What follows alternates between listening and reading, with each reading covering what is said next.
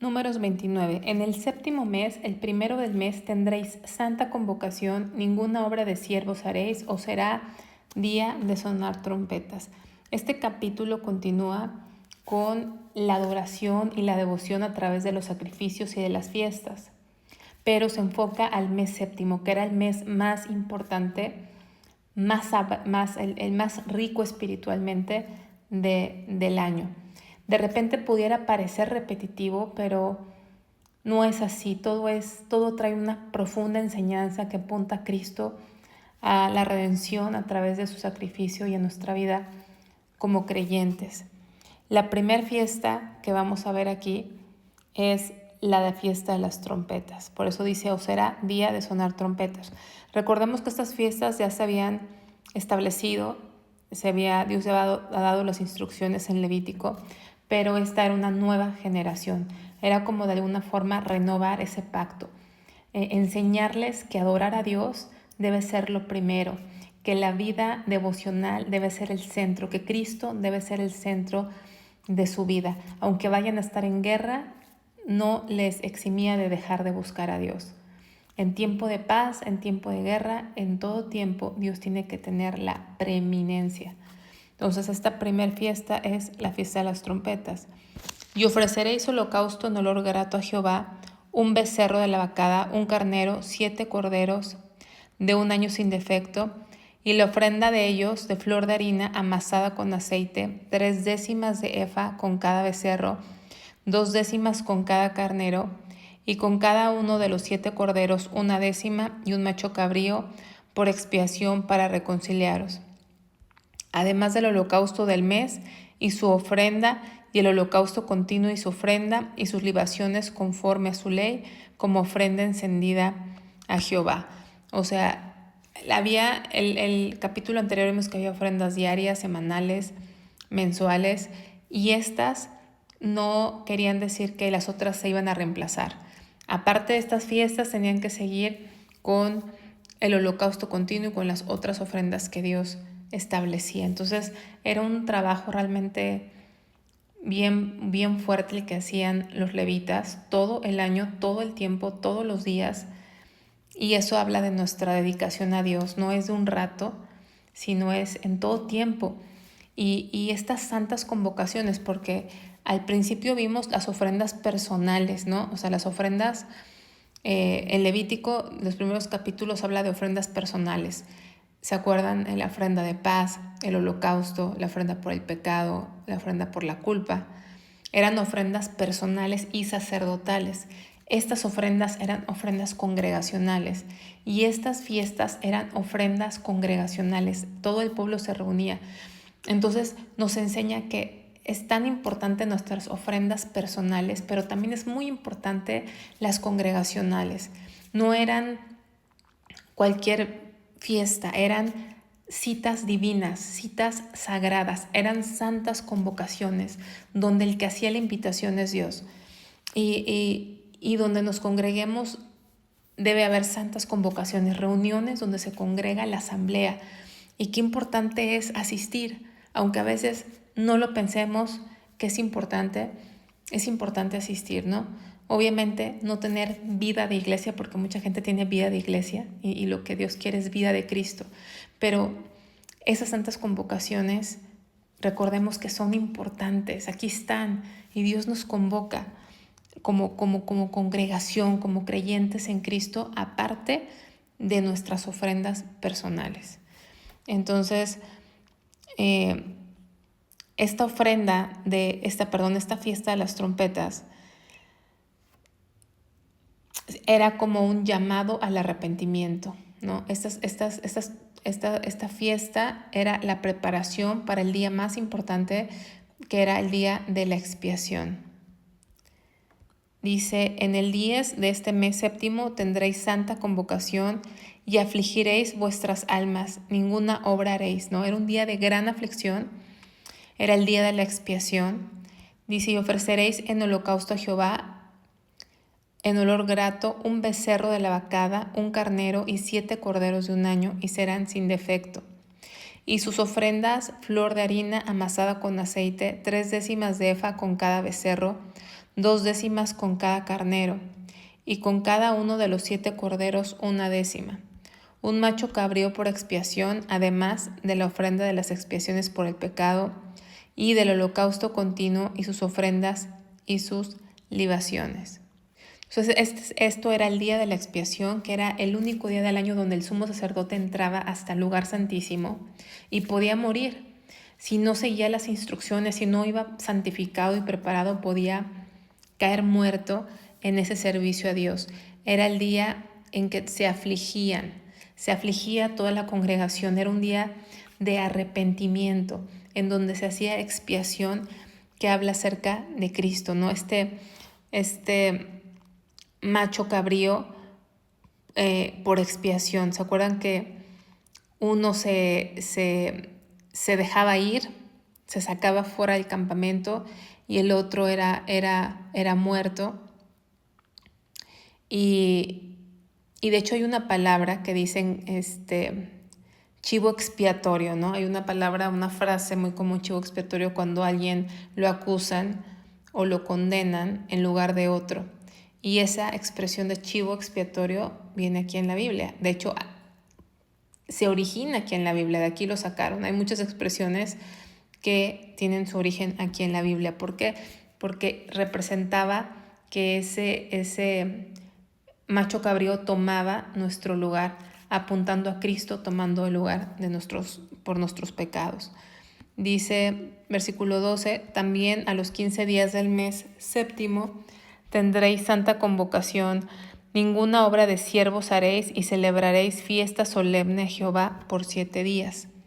Y ofreceréis en holocausto, en ofrenda encendida a Jehová en olor grato, 13 becerros de la vacada, 2 carneros y 14 corderos de un año, han de ser sin defecto.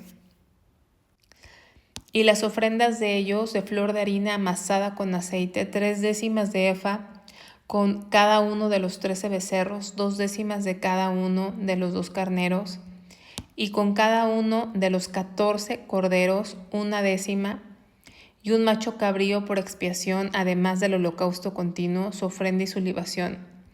El segundo día, 12 becerros de la vacada, 2 carneros, 14 corderos y de un año sin defecto.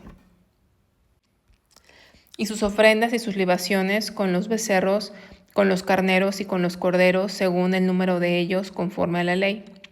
Y un macho cabrío por expiación, además del holocausto continuo, y su ofrenda y su libación. El día tercero, 11 becerros, 2 carneros, 14 corderos, de un año sin defecto, y sus ofrendas y sus libaciones con becerros, con los carneros, con los corderos, según el número de ellos, conforme a la ley. Y un macho cabrío por expiación, además del holocausto continuo, y su ofrenda o su libación. No sé si están fijándose, pero en esta fiesta de los tabernáculos, que duraba 7 días en el mes séptimo, que era la última fiesta, era la culminación de todo el ciclo de fiestas. Si se fijan, desde que empezamos,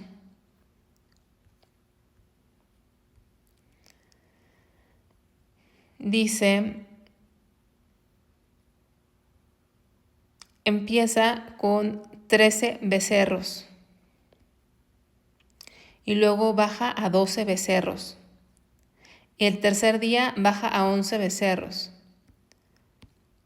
El cuarto día disminuye a 10 becerros. Va hacia abajo el número de becerros. Dice, el cuarto día 10 becerros, 2 carneros, 14 corderos de un año sin defecto, y sus ofrendas y sus libaciones con los becerros, con los carneros y con los corderos, según el número de ellos, conforme a la ley, y un macho cabrío por expiación, además del holocausto continuo, su ofrenda y su libación.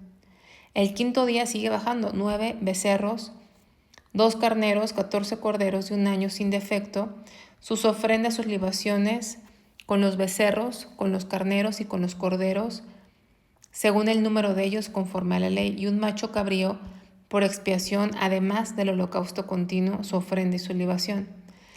El sexto día, 8 becerros, 2 carneros, 14 corderos de un año sin defecto, y sus ofrendas y sus libaciones con los becerros, con los carneros y con los corderos, según el número de ellos, conforme a la ley, y un macho cabrío por expiación, además del holocausto continuo y su ofrenda y su libación. Y luego viene el séptimo día, 7 becerros, 2 carneros, 14 corderos de un año sin defecto, y sus ofrendas y sus libaciones. Acuérdense que la libación es vino derramado, con los becerros, con los carneros, con los corderos, según el número de ellos, conforme a la ley. Y un macho cabrío por expiación, además del holocausto continuo, con su ofrenda y su libación. Vamos a dejarlo hasta aquí. Hasta aquí termina la fiesta de los tabernáculos. Recordemos que todas las fiestas tenían una relación con el ciclo agrícola, también con la historia de redención del pueblo como nación, pero también con la provisión y protección de Dios, y siempre apuntando a algo profético, algo escatológico en el futuro, ¿no? En este tema de la fiesta de tabernáculos podemos decir que hablaba del gozo en la presencia de Dios, ¿sí? Porque es un tipo del reino futuro, donde Cristo va a venir y va a reinar. Entonces, la fiesta de los tabernáculos habla de ese gozo de estar en la presencia de Dios, pero ese gozo vino después del día de la expiación. No fue antes esto, sino primero aflicción, primero arrepentimiento. El Señor pagó por nosotros y a través de su sangre, a través de su sacrificio, es que podemos experimentar la fiesta de los tabernáculos, que nos habla proféticamente de ese gozo que va a haber en la presencia de Dios cuando todas las cosas se cumplan, cuando Cristo venga y reine en este mundo. Y es interesante porque si ustedes cuentan para hacerle honor al nombre del libro Números, esta fiesta era la que más becerros requería. Estamos hablando de 70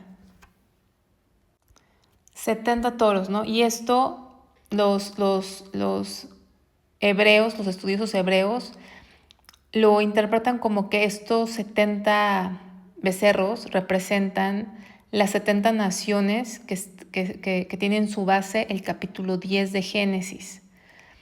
¿Y eso qué nos puede decir a nosotros o cómo lo podemos entender?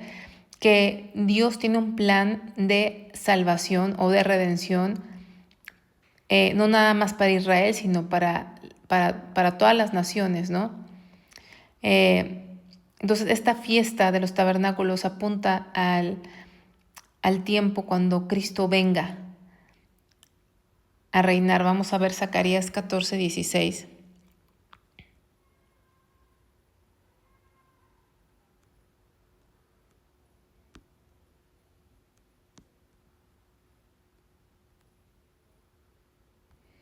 Y todos los que sobrevivieren de las naciones que vinieron contra Jerusalén subirán de año en año para adorar al Rey con mayúscula, hablando de Cristo, a Jehová de los ejércitos, y a celebrar la fiesta de los tabernáculos, ¿no?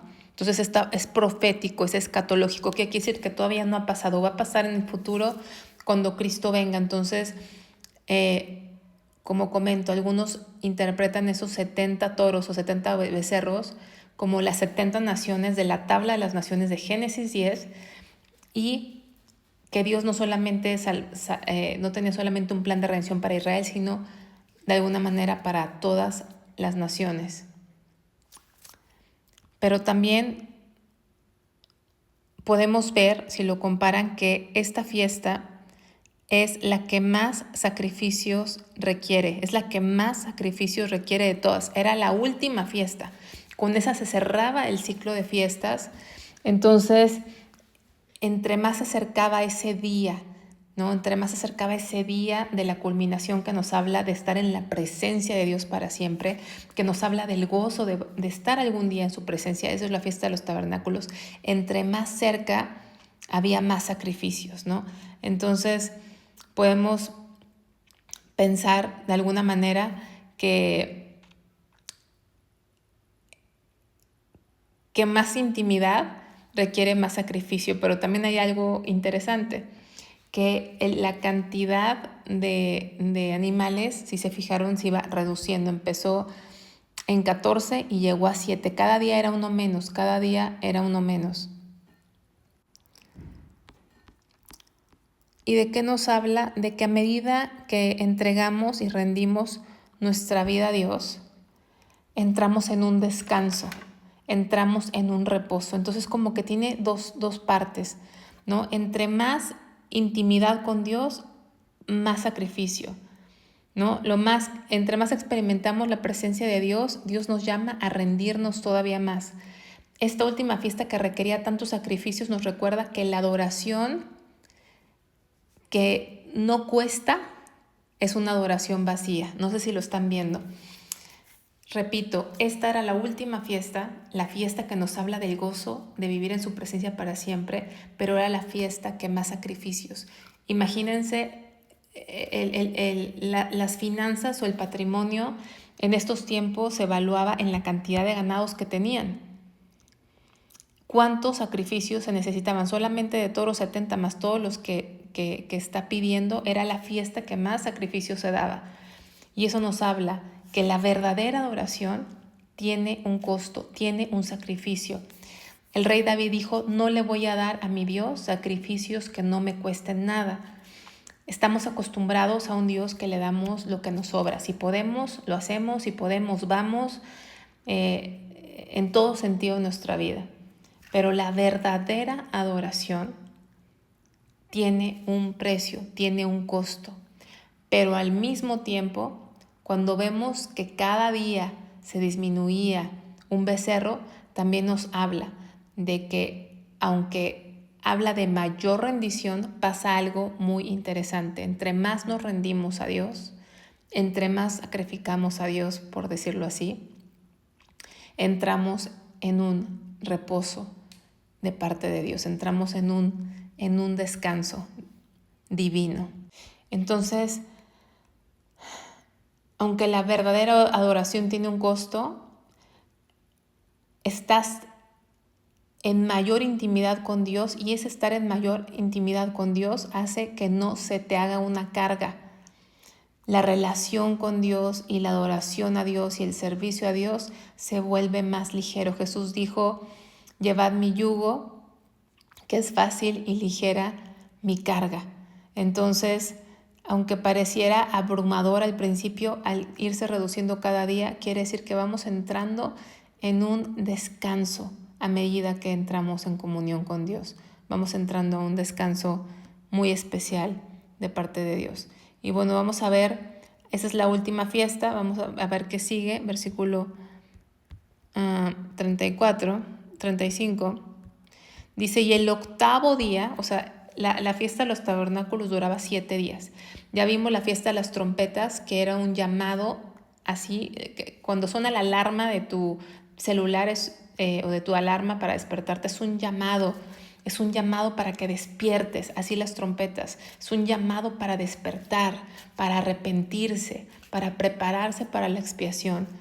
Y luego viene el día de la expiación, que era un día de arrepentimiento nacional, de renovación, que apunta a la obra de Cristo en la cruz. Y luego la fiesta de los tabernáculos, que habla del gozo de vivir en la presencia de Dios para siempre. Pero sin expiación no puede haber gozo. Sin expiación no podemos vivir en la eternidad con Dios.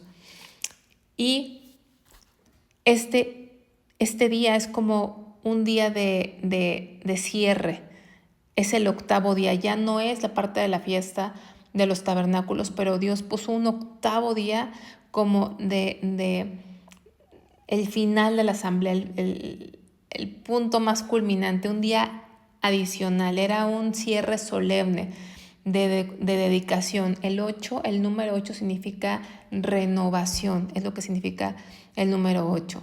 Algo que se renueva, que vuelve a comenzar. Dice, el octavo día tendréis solemnidad, ninguna obra de siervos haréis, y ofreceréis en holocausto, en ofrenda encendida de olor grato a Jehová, un becerro, un carnero, 7 corderos de un año sin defecto. sus ofrendas y sus libaciones con el becerro, con el carnero y con los corderos, según el número de ellos conforme a la ley, y un macho cabrío por expiación, además del holocausto continuo, con su ofrenda y su libación. Estas cosas ofreceréis a Jehová en vuestras fiestas solemnes, además de vuestros votos y de vuestras ofrendas voluntarias, para vuestros holocaustos y para vuestras ofrendas y para vuestras libaciones y para vuestras ofrendas de paz. Y Moisés dijo a los hijos de Israel, conforme a todo lo que Jehová le había mandado. Dio el consejo completo, todo. Cada detalle Moisés se lo dijo. Entonces este octavo día, ¿cómo lo podemos entender? Este octavo día era como ese cierre bien solemne, especial.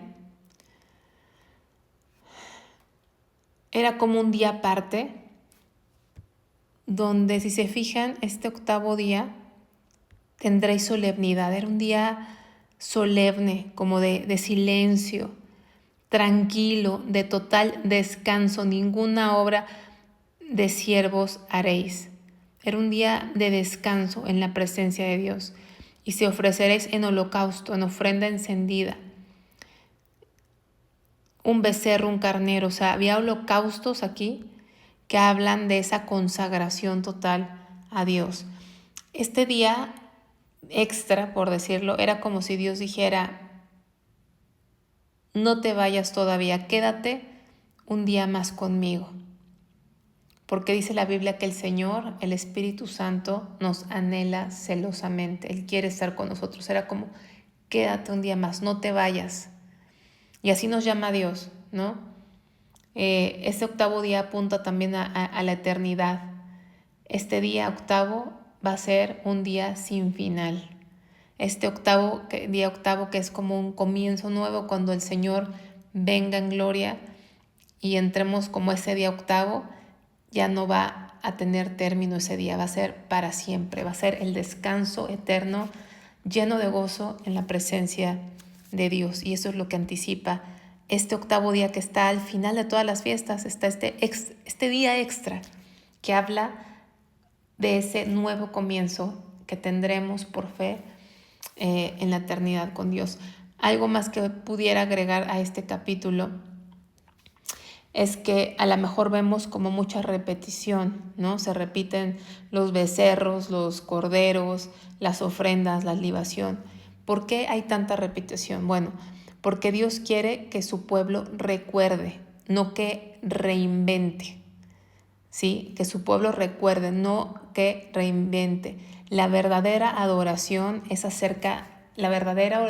adoración tiene todo que ver con la obediencia a Dios, no con innovar, ¿sí? Entonces Dios se deleita en la humildad y en la obediencia completa, en la obediencia exacta. Y por eso repite y repite y repite, porque está diciendo Dios, así lo quiero, de esta manera lo quiero, y no hay espacio para que tú tengas buenas ideas o quieras innovar. La adoración es de esta manera, que apunta hacia Cristo, Cristo crucificado. Así dijo Pablo también, ¿no? Yo predico y predico a Cristo crucificado.